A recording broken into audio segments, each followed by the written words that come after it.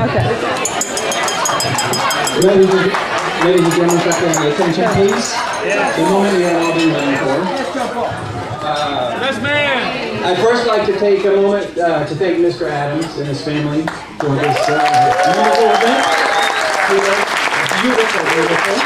And thank you to my father, Mr. Bonnelly, and his family for last night's rehearsal dinner. It was also a very memorable occasion. For those of you who don't know me, I'm Jean-Paul, this guy's brother. And I'd take a few moments, maybe give a couple of words of inspiration. I'll keep it short. And then we'll toast the new couple. So when Frankie asked me to be the best man, I had no clue what to say. There are so many options. So I'm keeping all of the embarrassing stories out of this one tonight. You can see me individually afterwards. And we'll take care of that. That's not a problem. Many of those, right? But I searched. I watched probably 10 hours of YouTube on best man proposals, trying to get ideas of what's going on. And I didn't really like it, but I did come up with one that I thought was pretty nice and applies here. Frankie, would you please take Jessie's hand? Put your hand on top. Put your hand on top. Gaze longingly into her eyes and realize that this is the last time you will ever have the upper hand in this relationship.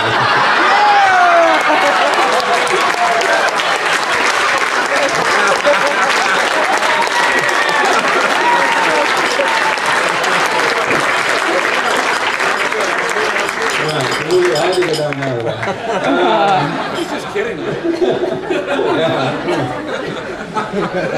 I met Jessie about 3.5 years ago when we came up for Francina's graduation.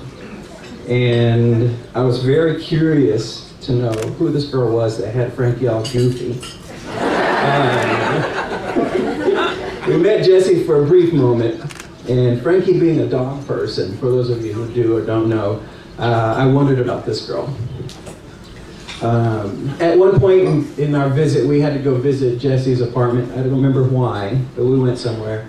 And I had the opportunity of meeting Pugsley. So anyone who loves this little odd boy and loves him the way she does and cares for him the way she does has to be a keeper. I had to throw a dog reference in there somewhere.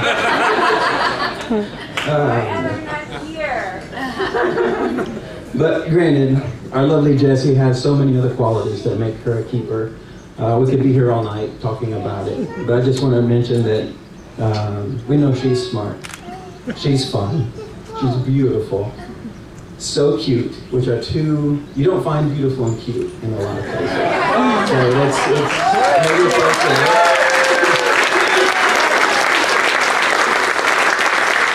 She's adventurous. She'll jump into the ocean with Frankie and watch the sharks swim by. Obviously a very hard worker and extremely witty. And she's got a pretty great family on top of that. Just to name a few. So, little brother, like we spoke on the phone the other night, you're definitely marrying up.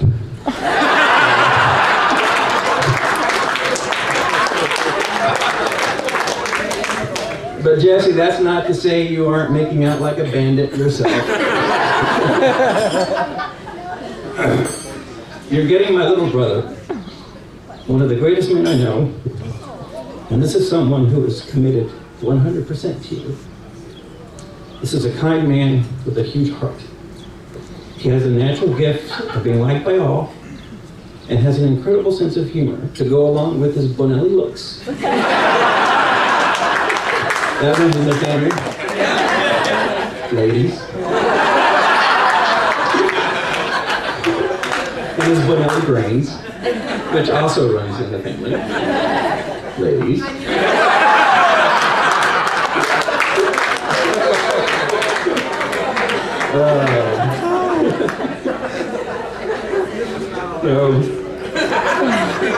And one thing he has is an overwhelming aspiration to be a great man.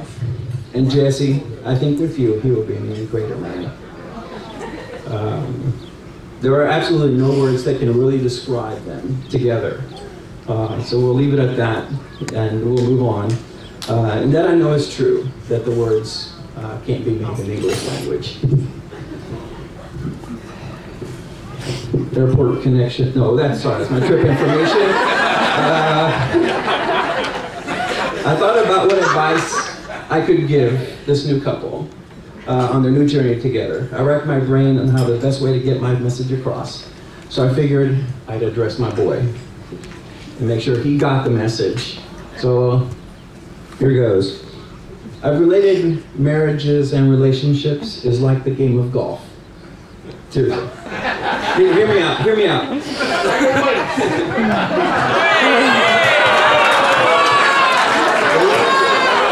Wait, what? You gotta say it again. Oh, that was not good. Oh, no, we gotta reference that later. Your wedding day honeymoon is like that first tee off when you nut that 300-yard drive right down the middle. Well, that 300-yard, look, for some of us, 300 yards, right here. Ladies.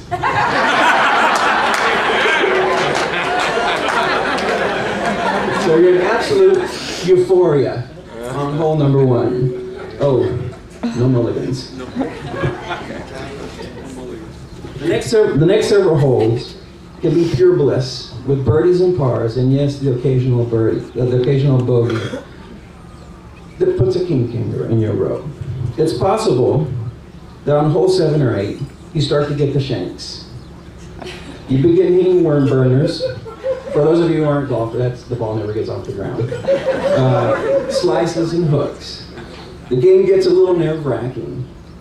However, you need to talk it through, maybe compromise, choose an easier club to hit. Jessie, that's not geared towards you.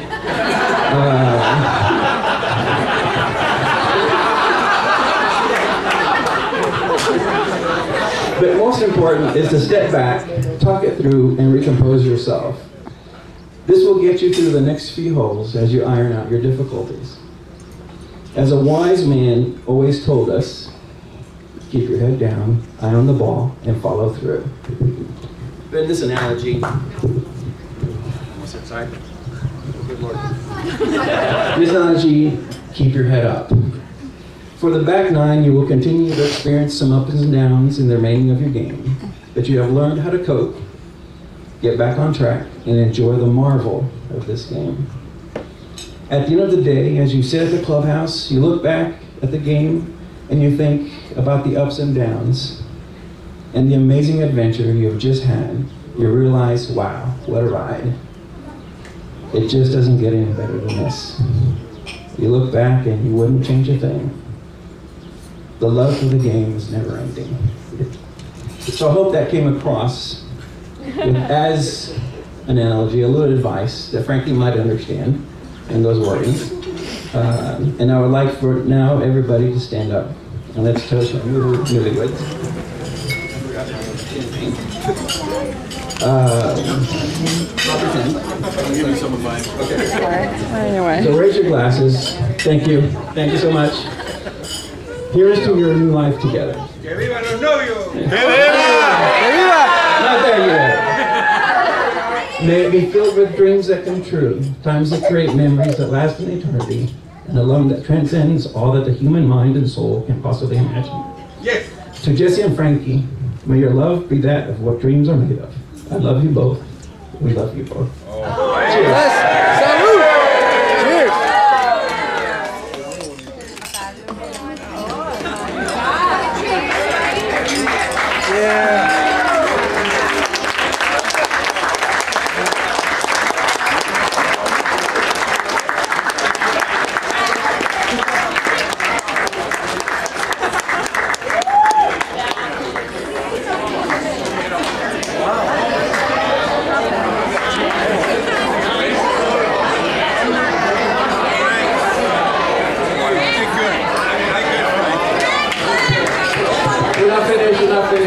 Now we're going to hand it off to the always beautiful Katie Adams.